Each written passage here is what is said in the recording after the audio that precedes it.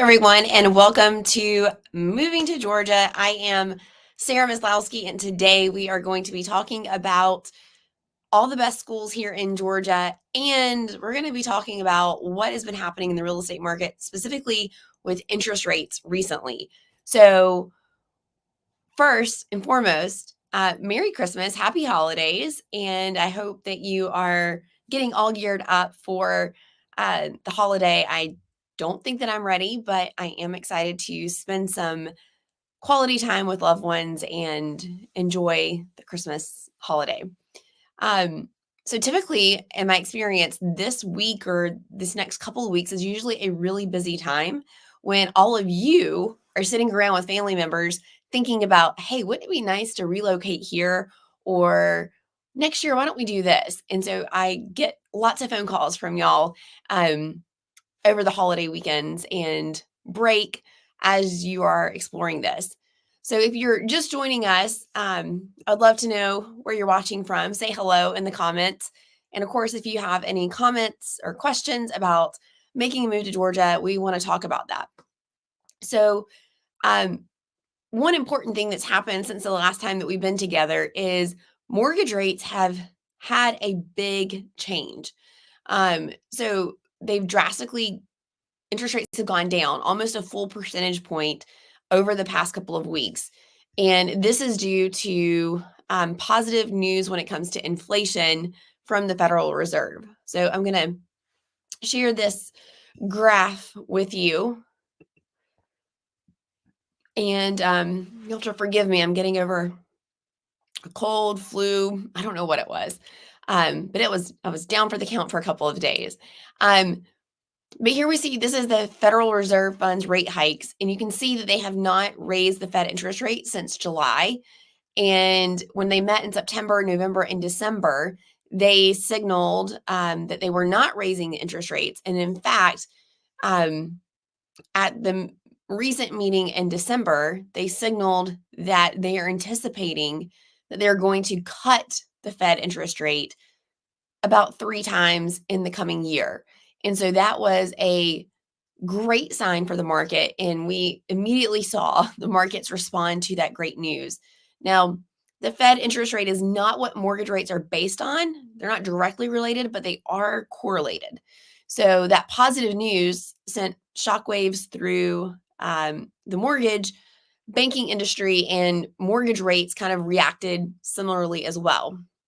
So mortgage rates finally have dropped below 7%, which is a huge factor for you as you're considering making a move or buying a house. Up from almost, we got close to 8%. And that was a huge kind of shift. And so interest rates dropping and getting underneath 7% is a huge affordability factor for you as a potential buyer. And so one of the things I just want to talk about is how this impacts you directly and the monthly payments that you can expect on a home. So let's take a look at this chart. This gives you what your mortgage payment would be, your principal and interest. So this is not including homeowners insurance or taxes, property taxes. This is just including your loan. For assuming you're looking around $400,000, the impact that interest rates have on your monthly payment. So let's just say that you were in the market for a $400,000 house, and just a couple of weeks ago, the interest rate was around 7.5%. Your monthly payment would have been $2,800, $2,797. So let's say that you're okay with that $2,800 monthly payment that is comfortable for you and your budget. Well, now with interest rates being below 7%, let's just say it's 7%. To keep that same $2,800 a month payment, you can now afford a home that is priced at $420,000. So it allows you to either purchase more home or save more money. Or you could take that savings, still buy a $400,000 house and save almost $200 a month and have your new mortgage payment be $2,661. Now, one thing that we've been talking about many, many times here the past couple of weeks and episodes that we've been together, um, is that I'm telling you guys right now that new construction homes have a great advantage in your buying power. So I recently just worked with a buyer and we went to a builder who was offering a 5.99% interest rate. So let's just round up, that's 6%, right? So let's say that you were comfortable with a $2,600 a month payment. So you're comfortable with a $2,600 a month payment. Um, if the going interest rate right now is 7%, to stay at $2,600 a month, you would have to look at a $380,000 house. However, if you could get that 6% interest rate from the builder, you could come over here and you could get a $440,000 house for that same exact amount of payment at a 6% interest rate. That is the power of having a really great interest rate. So you can afford a $60,000 more expensive home when the interest rate is at 6% compared to a 7% interest rate.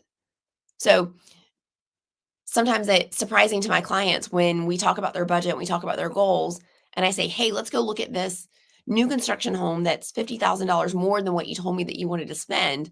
But I know that because the builder is offering such a great interest rate, that it's actually going to save you money or be equivalent to what we're looking for. And sometimes those new construction homes are going to blow out of the water the quality of what you would get for that same price in a resale home. So lots to consider there and lots of good movement in the mortgage industry. So one of the things though that I'm kind of predicting and anticipating is these great deals that the builders are offering right now with incentives is likely going to go away soon. And I mean, like within the next 6 weeks. So I don't really see builders needing to offer such aggressive interest rates as interest rates start coming down. It's not uncommon right now for builders to be offering great interest rates and great closing cost savings, and usually both of those together, so that really the only thing that you're having to come out of pocket with is a down payment. So that can be a significant savings for you.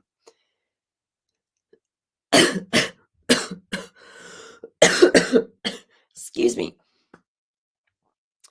So recently, niche.com came out with the top ranking school districts in Georgia in 2024 for next year. And so I wanted to share that with you and talk a little bit about where these school districts are located and why that might be important to you. If you're joining us and you have questions about making a move, make sure you drop those in the chat and we will make sure to answer those. Okay. Let's see what the top school districts are. Here we go. Okay, this is according to niche.com. If you follow along on the channel, we regularly look at niche.com and greatschools.org for their rankings. And no surprise here, but the number one best school district in Georgia is Beaufort City Schools. Now, oftentimes, Beaufort is, one of the areas that we serve and that we help a lot of clients find homes in. And Beaufort City Schools is a very small portion of Beaufort. So part of Beaufort is also in Gwinnett County. Also, they have great schools, but Beaufort City Schools is consistently ranked as the best in the state, not only for athletics, but also academics. And whenever I have clients come visit us, my office is not very far away from Beaufort City Schools. And they often drive by and they say, what is that college campus doing down there? It's not the college campus. It is Beaufort City Schools, and it's the high school. They have an amazing campus and facilities, but it's also a very small district. There's one elementary, one middle, and one high school. So they are really, really fantastic schools. And the homes in that area are also highly sought after because of the schools. And so you're going to pay a little bit of a premium to be in Beaufort City Schools. The next school district that was ranked really high is Oconee County Schools, and that is down in Watkinsville. So this is just outside of Athens, south of Athens. Um, that area is going to be very small, rural, but you're also only 30 minutes away from Athens. We're home of University of Georgia. Um, Great schools, and you're going to also pay a premium to live there as well. All right. No surprise. Number 3, Forsyth County Schools. So this is coming. And one of the great things about Cumming is that they have so many highly ranked schools, and parents and people that live there love the schools there. So one of the reasons that Cumming has become so popular and expensive over the past couple of years is because of the popularity of Alpharetta, which sits just south of Cumming. So right up Georgia 400 is Cumming, just north of Alpharetta. Similar to Alpharetta, Forsyth County has great schools. So a lot of people that can't afford to be in Alpharetta have moved to Cumming. A lot of land is in Cumming as well, which a lot of developers have gone in and put in new construction neighborhoods, which has given more housing options. But because of the popularity, it's also becoming quite expensive to be there as well. So that is definitely a popular school district here in Georgia. It's an area that we regularly help lots of families seek homes.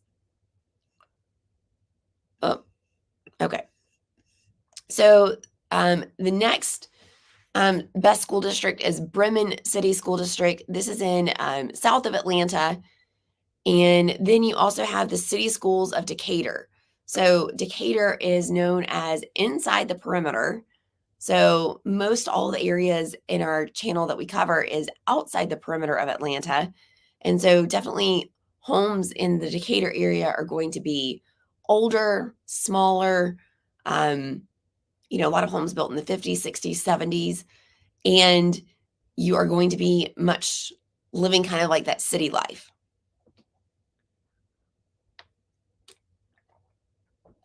The next school district is Fayette County Public Schools, and Fayetteville is south of Atlanta. So this is one area where you can definitely get great schools and more affordable housing because you're also a little bit more removed from the city and amenities.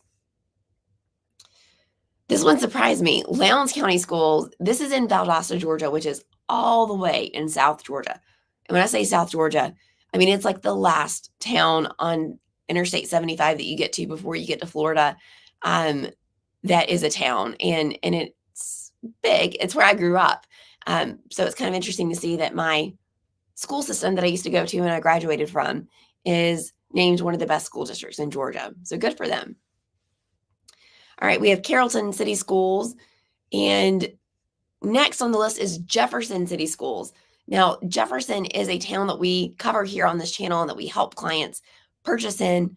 And Jefferson is such a cute, quaint, small town where you can get great schools, still have great proximity into Atlanta, still have that small town feel, but still having all the great amenities that you would want nearby just at your fingertips. Okay, and number 10 on the list is Calhoun City Schools in Calhoun, Georgia. And then we have some other districts around the South. So I'm curious if you have any questions about making a move to Georgia, let me know in the comments, and I would love to answer your questions. If you're thinking about making a move here, yeah, I'd love to answer any questions or any comments or thoughts that you may have on the real estate market as well. Or questions about schools. I can answer those too. Okay. One thing that I wanted to share with you is, given the fact that interest rates are coming down, we're kind of looking ahead, and a lot of you might be thinking like, yes, this is such great news. We're finally getting some affordability and some relief in the real estate market. And yes, that is true. And I would say that we have a little bit of a time here where we need to, if you have flexibility, you need to act fast. And so don't just take my word for it. I'm going to share with you an article from realtor.com that really kind of echoes and lays out very well exactly the point that I need to make sure you understand. So let's pull that up.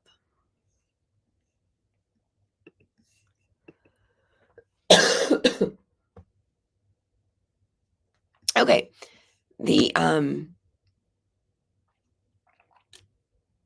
headline of this article is why you should consider buying a house before mortgage rates fall. So, should I wait for mortgage rates to fall before I start looking for a home? Excuse me, my apologies. Okay, it's saying that there's likely millions of home buyers biding their time, waiting until interest rates fall into the sixes or even 5% range before they jump into the housing market. And this article is saying that, however, doing so may cost you more than if you had bought when your rates are higher, making it more difficult for you to find a home that meets your needs. And so the reason is that you're going to have a lot of competition that's going to come out of the woodworks as interest rates keep falling. So, it says if rates fell from 7 to 6%, buyers would save just over $221 a month on their mortgage payment of a medium priced home. And if rates drop to 5%, you're going to save $430 a month. Big savings. However, you're not going to be alone whenever these interest rates come down. It says each time mortgage rates fall half a point or a point, more buyers will be able to qualify for mortgages and larger loans. This is going to lead to a lot more buyers competing for a limited number of homes. So one of the things that we've struggled with is that we've had severe lack of inventory in the market over the past year. And what we've seen is that over the past few years, when demand exceeds